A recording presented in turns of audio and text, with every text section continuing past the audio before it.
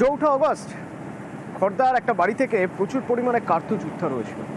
তো সেই তদন্ত করতে করতে কেঁচো খুঁড়তে একেবারে কেউটে দেখা গেল শহর কলকাতার আমাদের রাজ্যের তিনজন বিখ্যাত অস্ত্র ব্যবসায়ী, অর্থাৎ অস্ত্রের দোকান রয়েছে, তাদের আগ্নেয়াস্ত্র দোকান রয়েছে, সেই তিনজন মালিকই এখন পুলিশের জালে।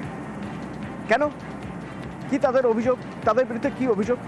রৌনক রয়েছে আমার সঙ্গে। রৌনক, প্রথমে জানতে চাইবো যে কিভাবে কোন সূত্র মিলিয়ে মিলিয়ে এই তিনজনের কাছে তদন্তকারীরা পৌঁছলেন? দেখো, তোমার মনে থাকবে গত মাসেই খড়দাতে প্রায় 1000 রাউন্ডের কাছাকাছি লাইভ কার্টেজ উদ্ধার হয়েছিল এবং সেই তদন্ত যখন বেঙ্গল পুলিশের স্পেশাল টাস্ক ফোর্স তাদের হাতে নেয়, তাদের বেশ কয়েকজনের জিজ্ঞাসাবাদ করে উঠে আসে যে কলকাতার একটি নামি দামি অস্ত্রের দোকান থেকে সেই কার্তুজ এখানে সাপ্লাই করা হতো।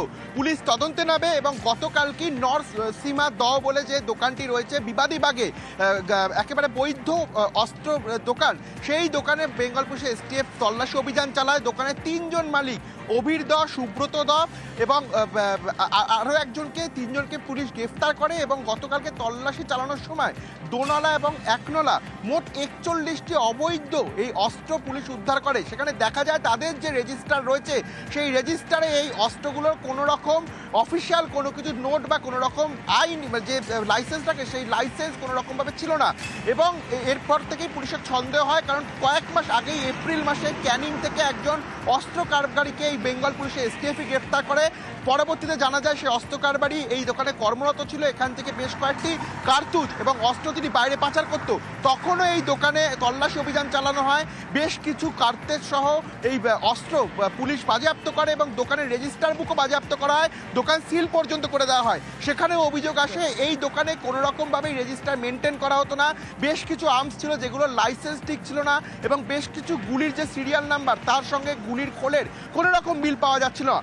অর্থাৎ একদিকে যেমন খড়দার তদন্তে নেমে পুলিশ এনাদেরকে ট্রেস করে, অন্যদিকে ক্যানিংয়ে যখন অস্ত্র কারবারি গ্রেফতার হয় সেখান থেকেও দেখা যায় এই বেআইনি যে অস্ত্র, যেই বিবাদীবাগের নরসিংহা দয়ের যে গান শপ সেখান থেকেই পাচার হতো। পুলিশের সন্দেহ হতে গতকাল রাতেই কলকাতা মাফ করবে বেঙ্গল পুলিশের স্পেশাল টাস্ক ফোর্স তারা এই তিনজন মালিককেই গ্রেফতার করেছে। আজই তাদেরকে আদালতে তোলা হবে। পুলিশের সন্দেহ শুধু কি রাজ্য নাকি রাজ্যের বাইরেও এরা এরমভাবে বৈধ অস্ত্র দোকানের নাম করে বাইরে এই অবৈধ অস্ত্রসহ গুলি পাচার করতো, গোটা বিষয়টি কিন্তু পুলিশ তদন্তে আনার চেষ্টা করছে এবং তাদেরকে লাগাতার জিজ্ঞাসাবাদও করা হচ্ছে। অতনু, ধন্যবাদ।